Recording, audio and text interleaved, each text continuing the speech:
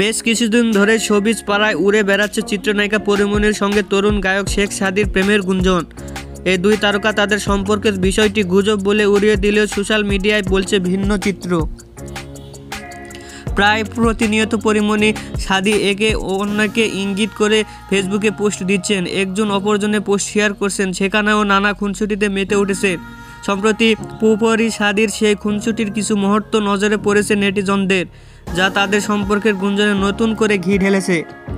গেল সোমবার প্রকাশ পেয়েছে শেখ সাদির গাওয়া নতুন গান মনে নাই দয়া। গানটি পরীমনি তার ভেরিফাইড ফেসবুক পেজে প্রকাশ করেছেন। ভালোবাসার ইমোজি দিয়ে ছুটে একটি ক্যাপশনও দিয়েছেন। পরীমনি সেই ফেসবুক পোস্টে একজন ভক্ত মন্তব্য করেছেন, এভাবে সাদি ভাইকে ছেঁকাটা না দিলেও হতো পরি। সেই মন্তব্যের উত্তরে পরীমনি লিখেছেন, কেবল তো শুরু, সারা জীবনই দেব।